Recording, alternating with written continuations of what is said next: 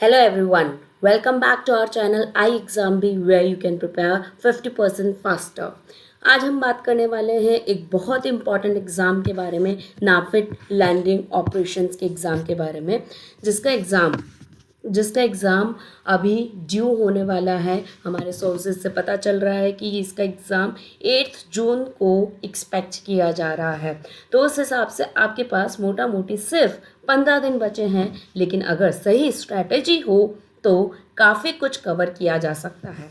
आज के इस सेशन का मकसद है आपको एक क्रिस्टल क्लियर रोड मैप देना कि इन 15 डेज़ में कैसे आप फाइनेंस, अकाउंटिंग और कॉस्टिंग के इम्पॉर्टेंट टॉपिक्स को स्मार्टली प्रिपेयर करें ताकि आप कॉन्फिडेंटली एग्ज़ाम दे सकें। तो मैं आपको यहाँ पे बताने वाली हूँ what should be your preparation strategy for your next 15 days. तो आपका सिलेबस है, सिलेबस में आप लोगों के इंग्लिश भी है, क्वांटिटेटिव एप्टीट्यूड भी है। Apart from that the professional course includes finance subject, accounting subject and costing subject. तो प्रिपरेशन प्लान के लिए मैंने इसको 3 ब्लॉक्स में डिवाइड किया है। First block is related to the finance subject जिसको हम 6 डेज दे सकते हैं। Next block is related to the accounting जिसमें को हम 5 डेज दे सकते हैं। And the remaining 4 days can be given for the costing plus revision plus mock test papers, MTs, the last 4 days. Now how you should prepare to cover up the complete syllabus. So for the finance part we have given 6 days. तो first day आपको क्या करना चाहिए? You should go for the project finance chapter. ये आपको day 1 में cover करना है, project finance and capital budgeting. Project finance का मतलब समझो लॉन्ग टर्म इंफ्रास्ट्रक्चर या इंडस्ट्रियल प्रोजेक्ट फिनेंसिंग से, या फिर पब्लिक प्राइवेट पार्टनरशिप का स्ट्रक्चर समझना इम्पॉर्टेंट है। अप्रेजल टेक्निक्स जैसे कि NPV, IRR, payback period, profitability index, इनके फॉर्मूलाज और इंटरप्रिटेशन पक्का करो। रीड रिसेंट आरबीआई सर्कुलर्स या फिर NAFED reports if available on infra या फिर प्रोजेक्ट फाइनेंस वगैरह से, इससे रिलेटेड जो भी आपको मिल रहा है ये सब आपको कवर अप करना है डे 1 में। Now if we talk about day 2, तो डे 2 का आपका टारगेट होना चाहिए ये दोनों chapters, working capital management and cost of capital. You should cover up in day 2। Working capital is the, as आप सबको पता है वर्किंग कैपिटल क्या होता है, it is current assets minus current liability. You should learn about the working capital cycle, inventory turnover ratio, receivables management. Cost of capital में बात करें तो हमें WACC, cost of debt, cost of equity using CAPM वगैरह, इन सारी चीज़ों को हमें कवर अप करना है for day 2। Now in the day 3 part, you should cover up the next 2 units, 4th and 5th part, the corporate banking and the risk management part. Corporate banking में क्या क्या होता है, जैसे term loan, cash credit, LCBG, syndications etcetera. Risk management के types जैसे कि credit risk, market risk, operational risk, इन सब का आपको पता होना चाहिए। रिस्क के techniques, diversification, hedging, insurance, limit setting etcetera, you should know all these things. फिर उसके बाद में डे 4 की बात करें तो on the day 4 you should cover up your derivatives and forex part. You should cover this part on day 4 जिसमें आपके basics of forwards, future options ये सब आ जाएंगे। हेजिंग कैसे होता है, रियल वर्ल्ड एग्जांपल्स क्या क्या है, फॉरेक्स के बेसिक्स जैसे कि spot rate, forward rate, exchange rate, risk management, ये सारी चीज़ें आपको डे 4 में कवर अप करनी है। डे 5 में बात करें तो फाइनेंशियल मार्केट्स और एक्सपोर्ट फाइनेंस, ये आप लोग कवर अप कर सकते हैं on day 5। Indian financial market structure में जैसे मनी मार्केट हो गया, कैपिटल मार्केट हो गया, डेट मार्केट हो गया, ये सारी चीज़ें हमको डे 5 में कवर करनी है। एक्सपोर्ट फाइनेंसिंग की बात करें तो जिसमें इसमें फैक्टरिंग आ गई, लेटर्स ऑफ क्रेडिट आ गए, ये सारी चीज़ें हमको डे 5 में कवर अप करनी है। अब हमारा डे 6 में क्या बचता है, फाइनेंस के हमने मोटा मोटी सारे टॉपिक्स कवर कर लिए, तो डे 6 में आपको इसका रिविज़न लेना है।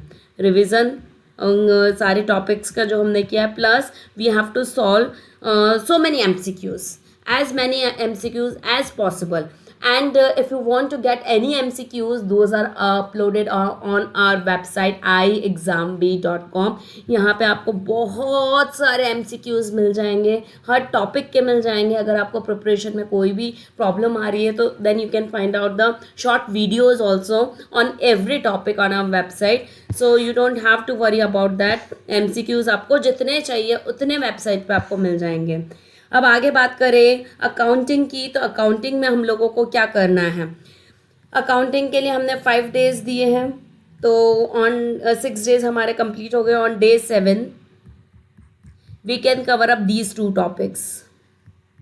One is the basics of accounting, उसमें गोल्डन रूल्स आ गए, इसके सारी अजम्पशंस आ गई जैसे कि गोइंग कंसर्न, अक्रूवल, प्रूडेंस वगैरह. और फिर उसके बाद में डेप्रिसिएशन के कॉन्सेप्ट भी हम कवर अप कर लेंगे, जैसे स्ट्रेट लाइन मेथड हो गया, WDV मेथड ऑफ डेप्रिसिएशन हो गया. ये सारी चीज़ें हम डे 7 को कवर अप कर लेंगे. फिर उसके बाद में डे 8 की बात करें तो डे 8 में हम लोग कर लेंगे प्रिपरेशन ऑफ फाइनेंशियल स्टेटमेंट्स. ये वाला पार्ट हम देते हैं डे 8 को, जिसमें ट्रेडिंग अकाउंट आ जाएगा, P&L अकाउंट आ जाएगा, बैलेंस शीट का स्ट्रक्चर आ जाएगा.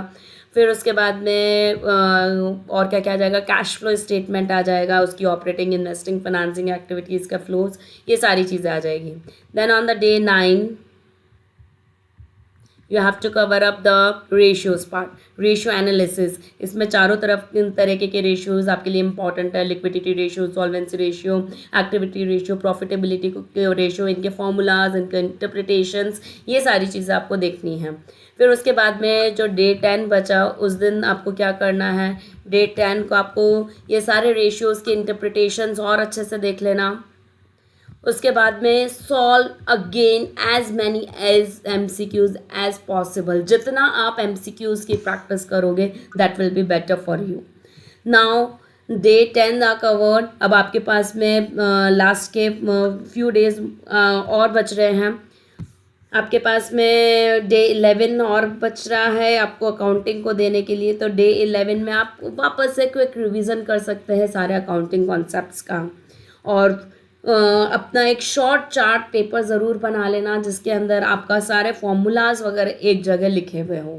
नेक्स्ट आपको लास्ट के जो 4 days है that you can give for the costing and then revision of all the 3 subjects plus MTs, mock test papers you have to solve. Minimum 5 mock test papers you should solve. So on the day 12 you should cover up marginal costing, the basics, financial accounting part and the marginal costing part. Then on day 13